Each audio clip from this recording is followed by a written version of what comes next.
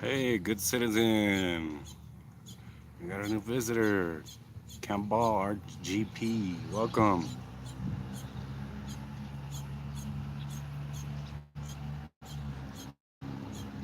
Thanks for joining the channel. Appreciate that.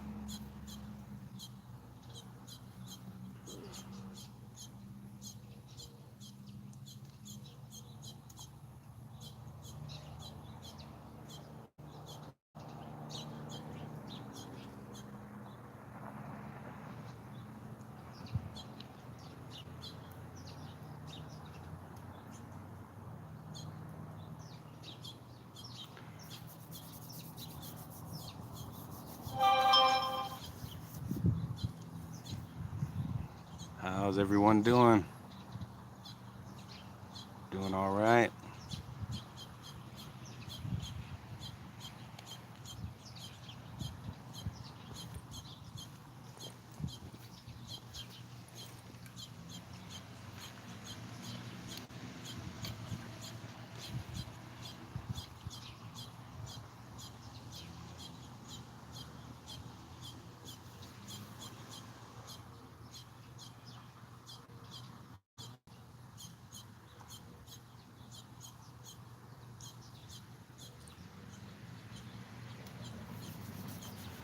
Nadina, welcome in.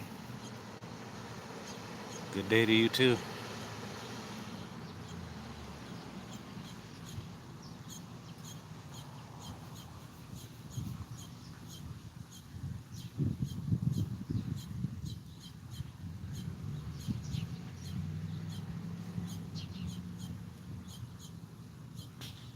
Hello, Mama Gnome. Appreciate you stopping by.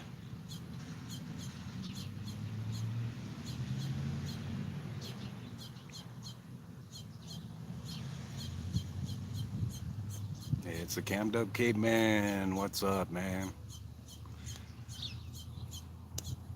Alyssa Stedman.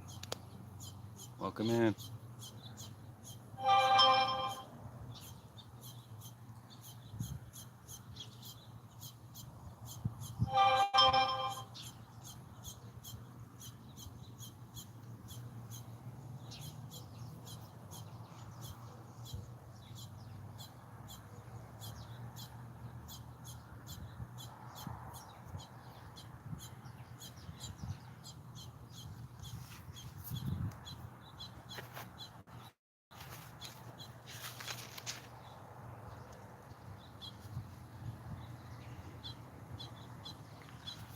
Alrighty. I think we have quite a few people in here. I guess we can wait a couple of minutes or we can go ahead and get started, guys.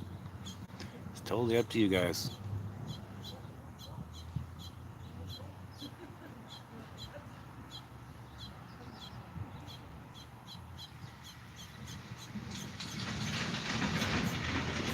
God damn.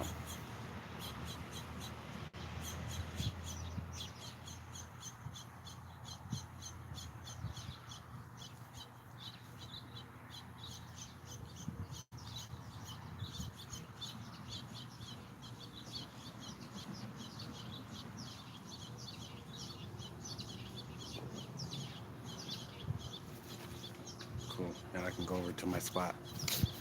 Let me go get set up on my other spot, guys. This is not my normal area. I like sitting here because of the tree. It's a bad spot. The table's right under a tree.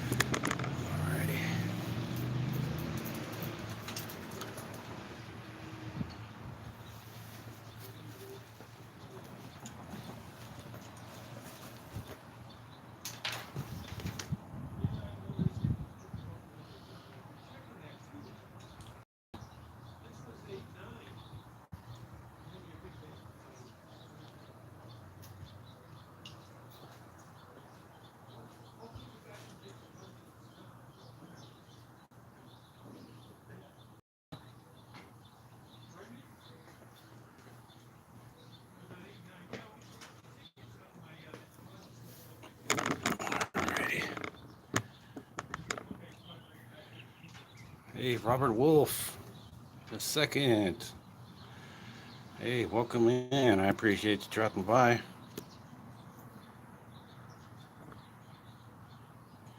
I think I seen you on Mexican Longhairs live stream just a few minutes ago.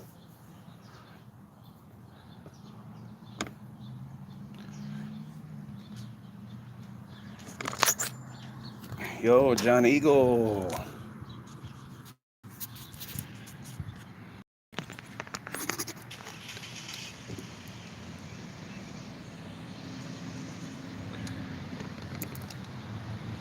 All right, good. Now we're set, guys.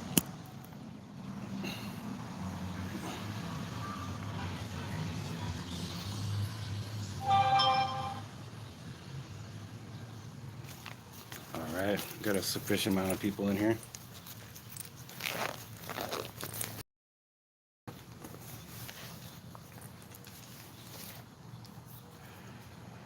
All right, guys, without further ado, we'll go ahead and get into it. This is chapter 7 out of Images of America.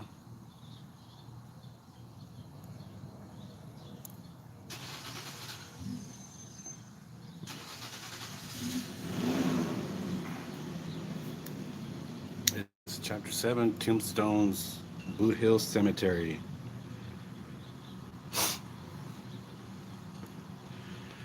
Probably no cemetery gives visitors such an enthusiastic welcome as Tombstone's Boothill Cemetery. Almost any day of the year, one can find a horde of tourists photographing, laughing, and shaking their heads over the grave markers. Here, Tombstone residents who died with their boots off, natural causes, and boots on, murdered, rest together in their final sleep in a 6 by 3 foot plot. The Tombstone Cemetery was laid out in 1878. It eventually became Boothill, covered with desert shrubs and salty epithets on a rocky hillside facing the Dragoon Mountains. The better class of Tombstone residents soon became disturbed at the thought of being interred with gamblers, prostitutes, and murderers. So they secured a plot of ground for a second cemetery, but no one goes there. About 250 people are buried in Boothill, but unfortunately many of the graves are marked simply unknown. The last man to be buried in Tombstone's Boothill was Glenn Will, also known as Bronco Bill. He had been in Tombstone as a youth and always wanted to go back, so his son sent his ashes COD on Tombstone, and Tombstone buried him in Boothill in 1953.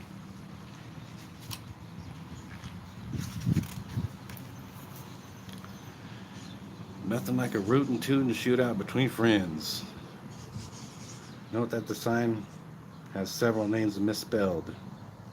Heath should be Heith, and McLaury should be McLaury. Let's see how they misspelled it a little bit.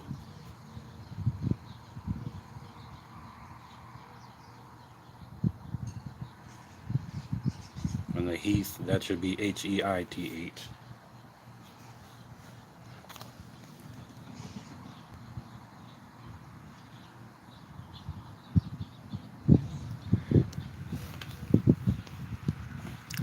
John Hicks, the first person to be buried in Boothill Cemetery, was shot down in front of Sam Danner's saloon in 1879. Hicks appears to have been a fairly honest, industrious miner, and why he was shot down is not quite clear. Some say it was over a woman in the red light district, while others claim he was trying to help a man by the name of Quinn, when Jeremiah McCormick shot him through the back of the head with a revolver. During the shootout, John's brother Boyce Hicks was wounded and blinded for life. A carpenter made a coffin and lined it with canvas. Davis Chamberlain provided a white shirt, probably the only one in the camp to put on Hicks. If Jeremiah McCormick was the man that killed Hicks, he was never apprehended.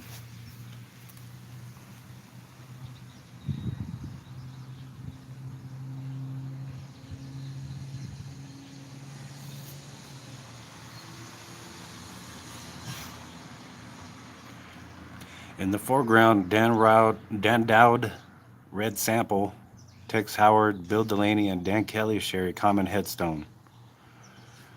They were legally hanged by Sheriff Jerome Ward for the murder of Ann Roberts during the robbery of the Goldwater and Castaneda store in Bisbee, Arizona. The store's owner, Joe Goldwater, is an ancestor of Senator Barry Goldwater, who served Arizona for many years and also ran for president.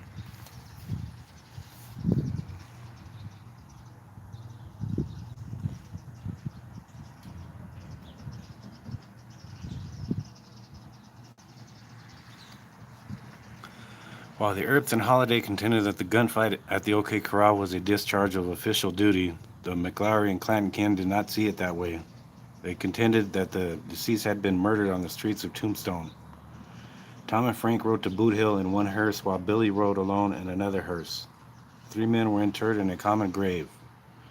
The funeral took place at Ritter and Ryan Undertakers, and the procession to the cemetery was led by the Tombstone Brass Band.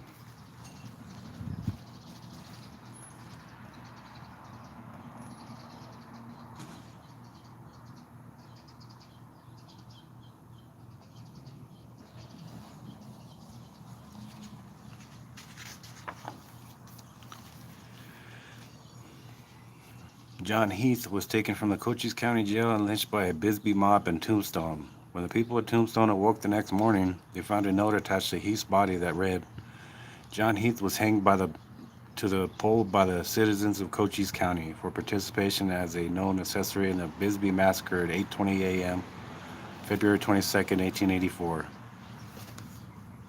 A coroner's report read, "We, the undersigned, a jury of inquest, find that John Heath came to his death from emphysema of the lungs, a disease common in high altitudes which might have been caused by strangulation, self-inflicted or otherwise.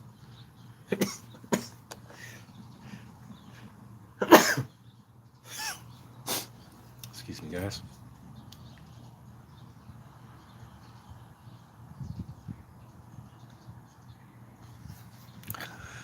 Omar W., Red Sample, Jack Tex Howard.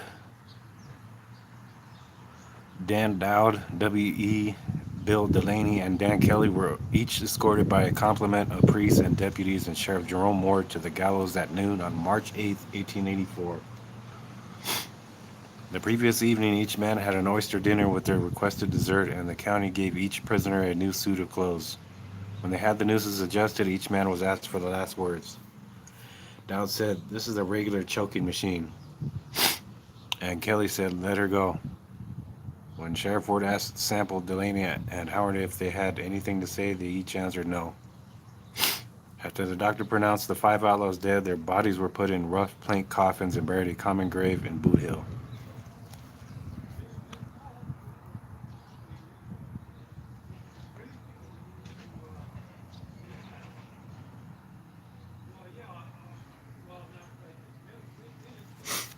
Looks like they got the date mixed up on there. Try to write over it.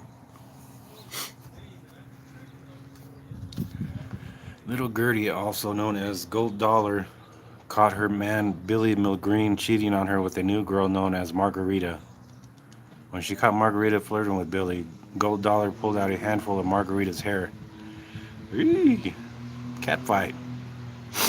Margarita fought back, but Gold Dollar pulled a wicked knife from her garter and stabbed Margarita, who fell into a poker table and bled to death. No action was taken against Gold Dollar, who quickly disappeared from the Tombstone houses of ill fame. Hey, Charlie! Yankee Kyle! I got a bunch of new faces in here. If you guys, all the new faces, if you haven't subscribed to the channel, please do so. It will really help out the channel. And hit that like button.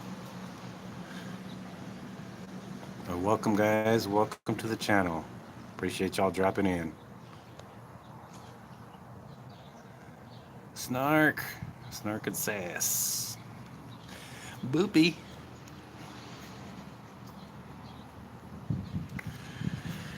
Alrighty, there's the picture for that one.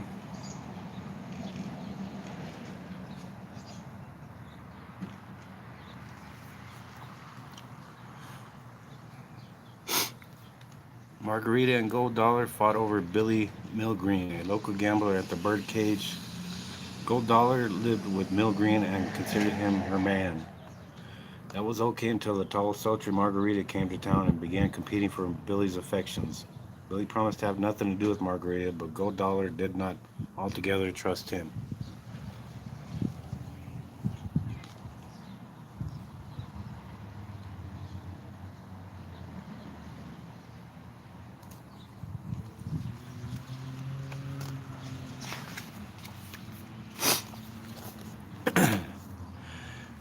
China Mary was probably a member of the famous San Francisco Six Company, which distributed the Chinese all over the West. One can feel quite confident hiring a cook or housekeeper from China Mary. She would say, "Him steal, me pay. Him no steal." If the Chinese worker did steal or come in any way offensive, China Mary would run him out of town, and with a smile on her face, she would say, "All right, him leave right away."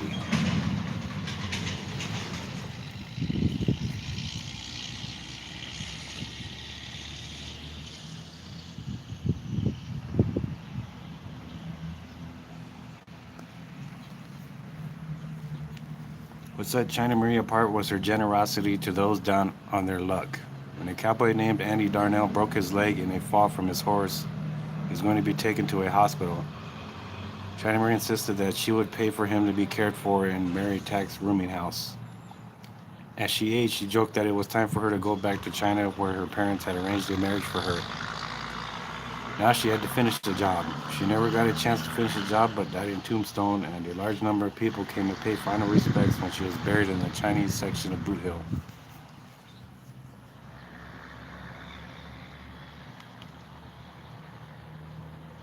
Hey, Rosie Things, welcome.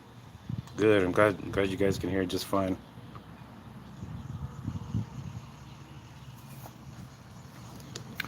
George Johnson was hanged by mistake. In fact, Johnson was not only hanged for a crime he did not commit, he was hanged for a crime that was never committed. Yes, Rosie. George, lazy but harmless, acquired a pair of 6 guns and decided to embark on an outlaw career in October 1882. While trying to hold up his stage, his horse shied and Johnson's gun went off. A passenger, Mr. Kellogg, slumped to the ground and the driver put Miss Kellogg on a horse to get the sheriff. The driver captured Johnson just outside Tombstone, where Miss Kellogg told everyone how Johnson had shot her husband in cold blood. Miss Kellogg had not been shot but had died of a heart attack. However, the angry mob decided to have a necktie party in Johnson's honor. For dancing the dead man's jig, Johnson told the crowd that he had killed several men and only wanted a decent funeral. Hey, Violet, welcome in. Appreciate you.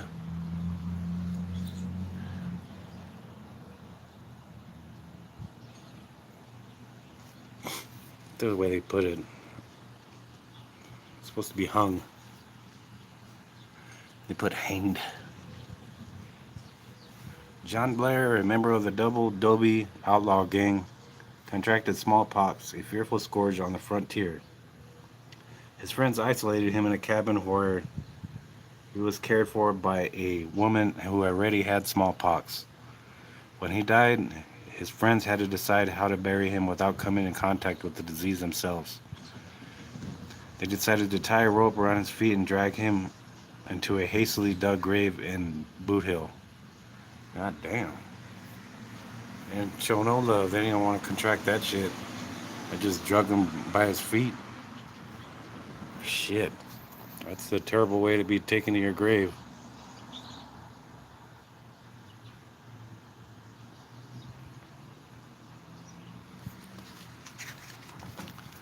That is terrible, guys. The things they had to do back then. Mike Colleen was shot and killed by Buckskin Frank Leslie in June 1880. Frontier markers never went through spell check.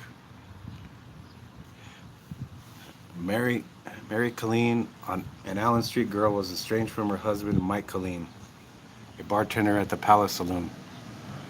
She had gone to a dance with Leslie and they were sitting on the porch at the Cosmopolitan when Mike tried to sneak up on them to kill either Leslie or both. Mike inflicted a minor abrasion on Leslie's head, but Leslie shot Mike in the chest and face.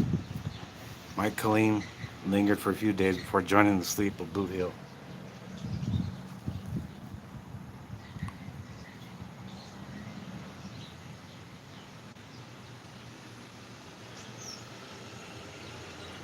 Oh, sure thing.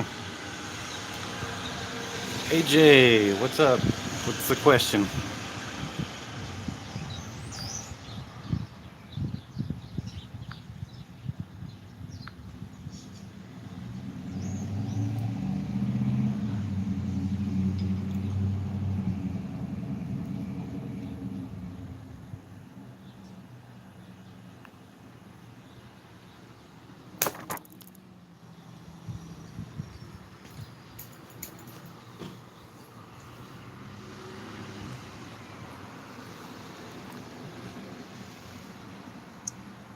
Go ahead and wait for the question here. I'm not sure if she had asked it already. I don't think so.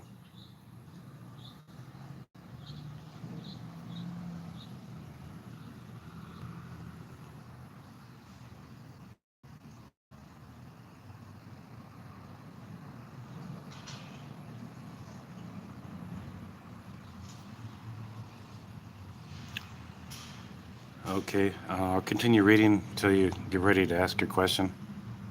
I will read the comment afterwards. Lester Moore worked as Wells Fargo stage agent in Naco. When Harry Dunstan arrived to claim a package, he found it badly damaged. After an argument, both men went for their guns, and in a blaze of gunfire, Moore fell with 4 slugs from a 44. Dunstan also died from just one of Moore's shots. Moore, an innocuous man, became world famous with his epitaph.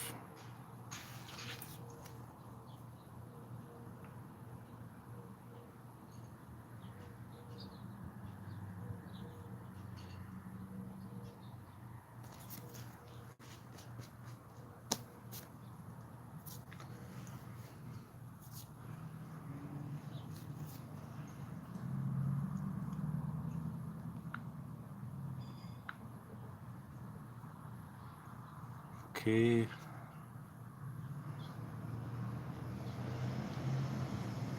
What is your question, AJ?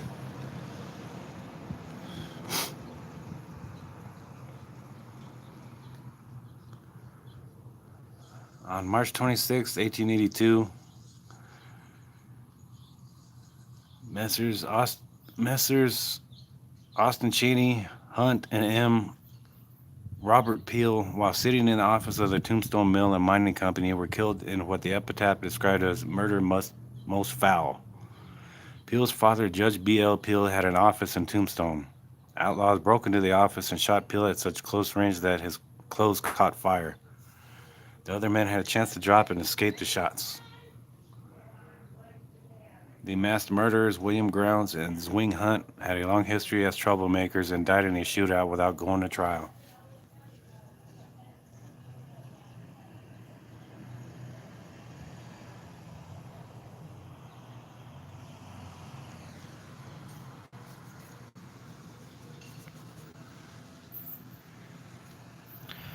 M.E. Kellogg's epitaph of natural death is not entirely true. Kellogg died of a heart attack when George Johnson tried to hold up a stagecoach on which Kellogg was a passenger.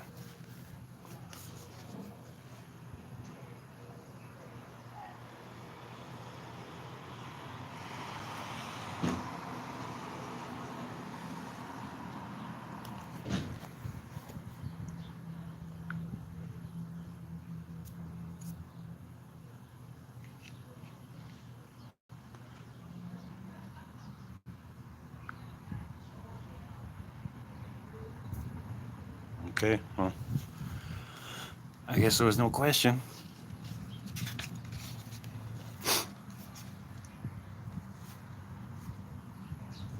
Alrighty. This is another example of a generous welcome listing the distinguished residents of Boothill. Mike Noonan, better known as Crazy Mike, built his ranch in the middle of Apache lands. Whenever they approached, he would roll his eyes and loll on the ground like a crazy man. Because the Apaches believed that those whom the gods drove mad were special, they left him alone. They worked until they caught onto his ploy, and one day they shot him dead. Cy Bryant and Sam Coleman found Noonan's body and brought it to Boothill for burial.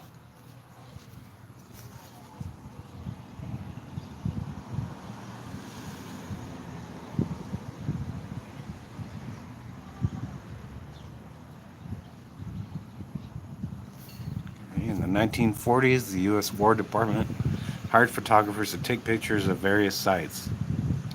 The famous photographer Dorothea Lange captured these young men on a casual ride past Boot Hill's entrance.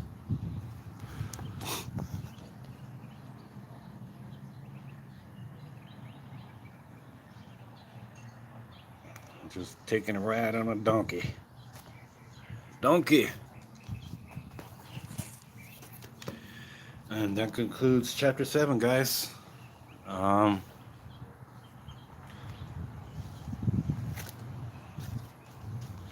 We will continue tomorrow with chapter 8, which is called Hell Dorado.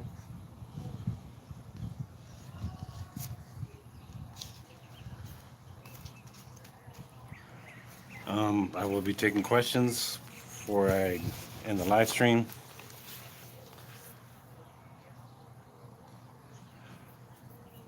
Hey Jay, did you have a question? If you're still there, said you have a question, so please ask away, or forever hold your peace.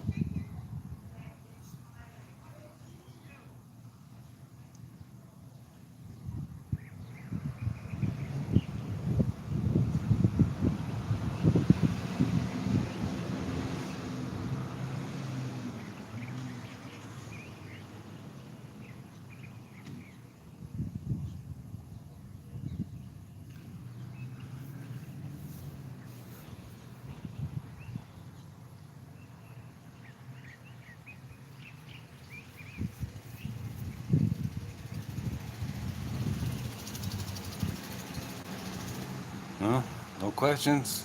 Well, I guess it wasn't that important. Alright, guys. Be shutting down and going once. Going twice. If anybody has any questions or comments,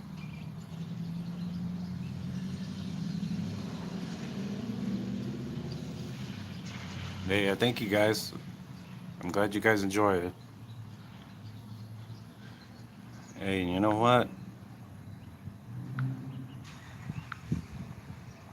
Charlie, you're now a mod on my channel, and so are you, Mr. Caveman.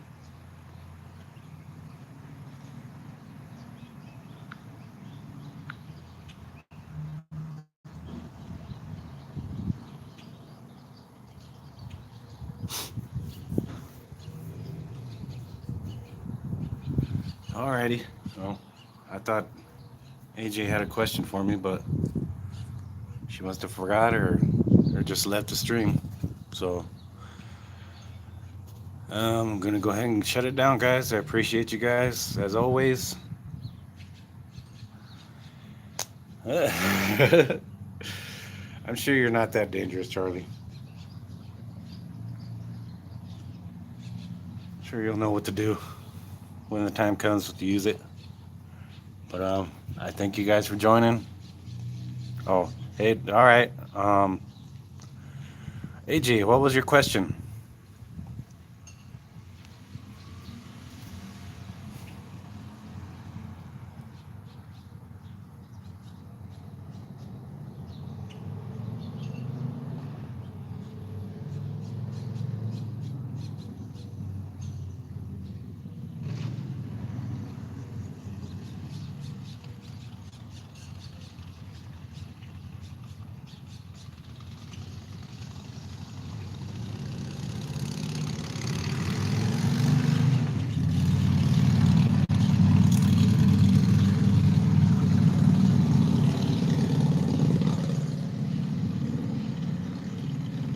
would like to do a feature on me, um,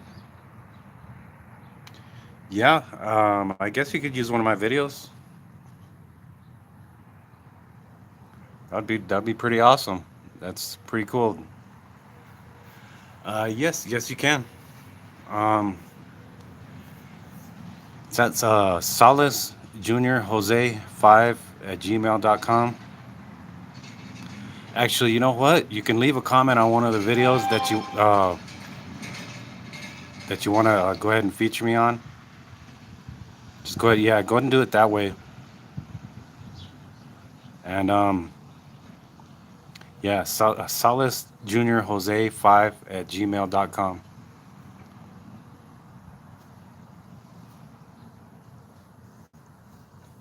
The email? No, it's not on my page.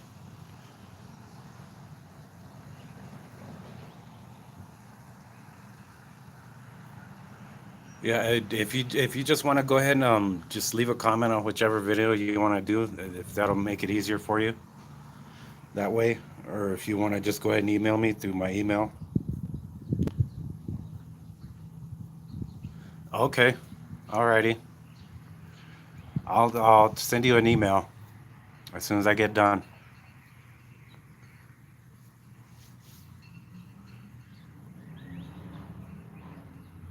All right, AJ.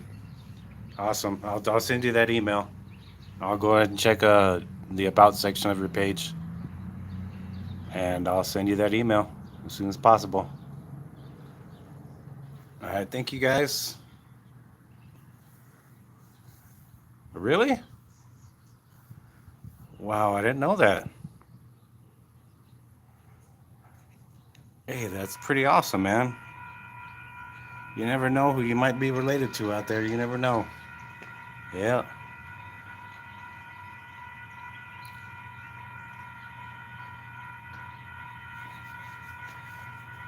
Hey, that's pretty cool, Charlie. Thanks for letting me know that. That's pretty awesome. All right, guys. Yeah, I'm gonna go ahead and shut it down. This is Jose G. I'll just leave you with this train here before I turn it off.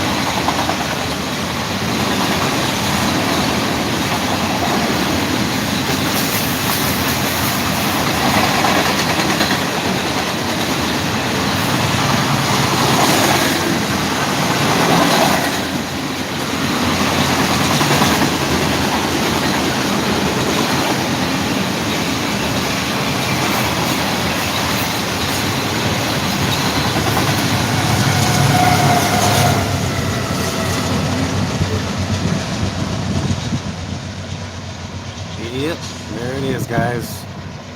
Hey, Val Brooks. I was just about to shut it down. You can go ahead and you can watch the video after I get done shutting it off here.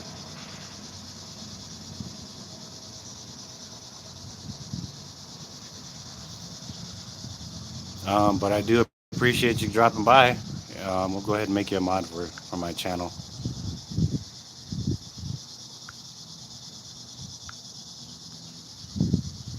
A lot of great people, man. A lot of great people. I thank you for joining in. And go right ahead and watch away after I get done here. Hey, you're very welcome. You have a good day. Everyone have a good day and good evening wherever you guys are. Much love. Jose G out here in Wilcox, guys.